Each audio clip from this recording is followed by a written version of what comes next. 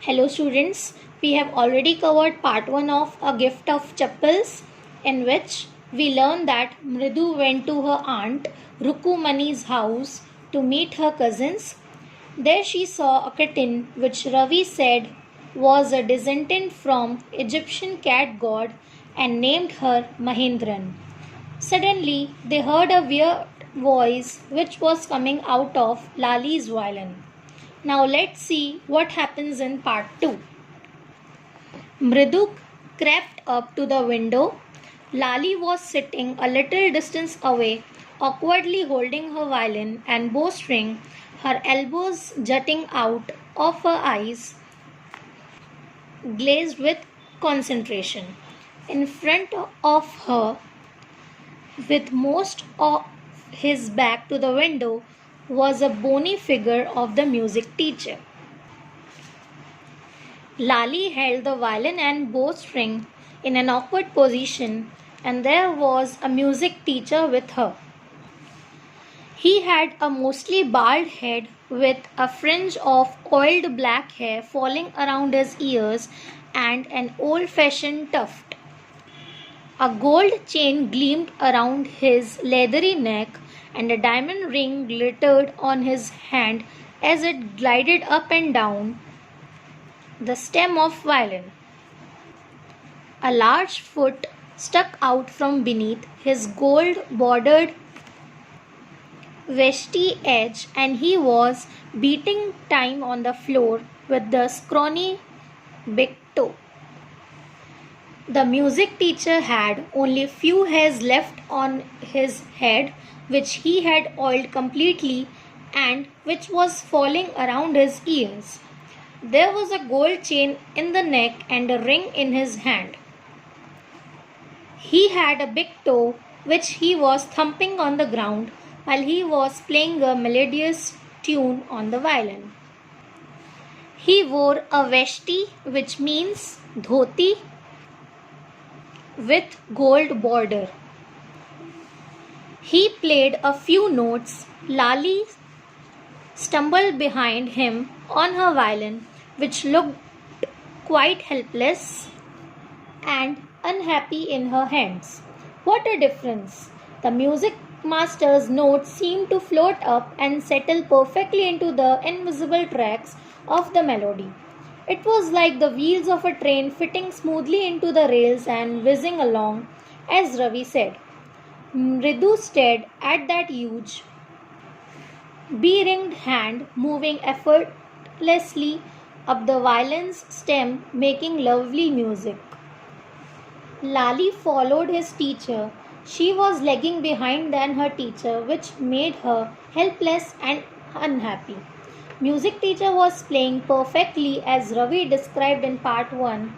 Mridu was focusing on teacher's hand as how he moved his hands and played lovely sound.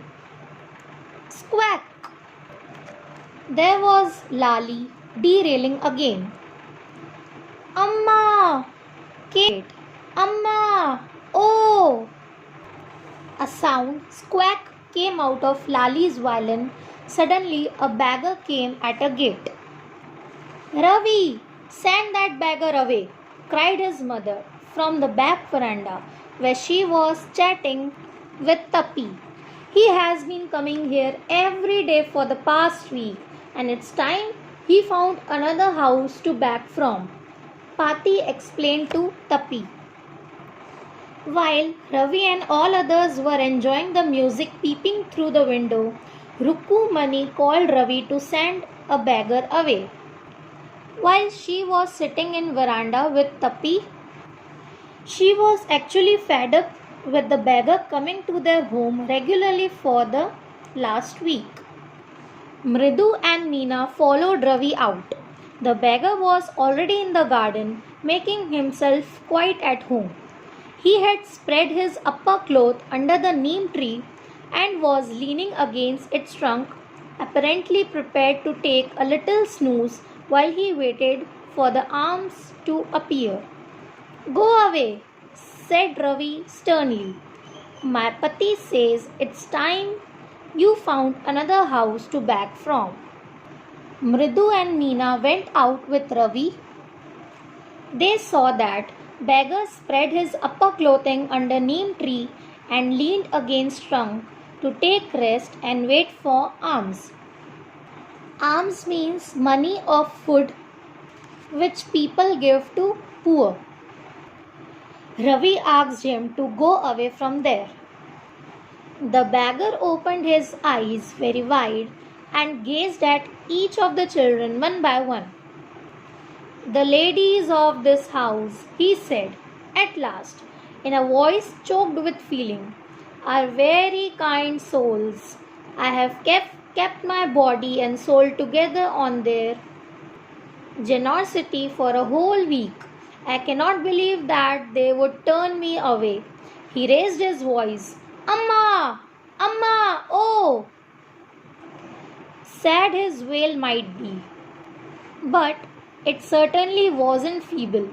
I began in a deep, strong rumble somewhere in his withered belly and came booming out of his mouth with its few remaining teeth stained brown with beetle chewing. By the sound of Ravi, beggar woke up and saw children one by one and said, ladies are kind souls, and he believed in them that they'll provide money or food to him, and he didn't expected that they will tell him to go away. He became very angry and started calling Amma in a loud voice. His teeth were brown. Ravi, tell him there's nothing left in the kitchen, called Rukumani. And he's not to come again. Tell him that. She sounded fed up. Irritated Rukumani told that there was nothing left in the kitchen to be given to him and asked him not to come again. Ravi didn't have to repeat it all to the beggar. What his mother said had been easy for them all to hear. There under the neem tree, the beggar sat up and sighed. Rukumani's voice was so loud that Ravi did not have to repeat it to the beggar. He was directly listening to her voice. I will go, he said wearily. Only let me have a rest here under this tree.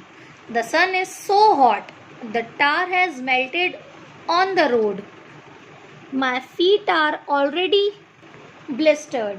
He stretched out his feet to show large pink peeling blisters on the soles of his bare feet. The beggar said that he would leave after taking rest for a little while, as it was very hot outside. He also showed them large pink peeling blisters in his feet. I suppose he doesn't have the money to buy chappals, Mridu whispered to Meena Ravi. Have you got an old pair in the house somewhere? I don't know, said Ravi. Mine are too small to fit his feet, or I would have given them to him. And his feet were larger than Mridu's and Meena's. Children felt in pain to see blisters in the beggar's feet. 3 of them started making plans to give him chappals. Children would have given their chappals, but beggar's feet were larger than them. The beggar was shaking out his upper clothes and tightening his dhoti. He raised his eyes and looked fearfully at the road gleaming in the afternoon heat. After resting for a while, he started wearing his upper clothes and tightened his dhoti. He was feeling helpless and was looking at the burning road and afternoon heat. He needed some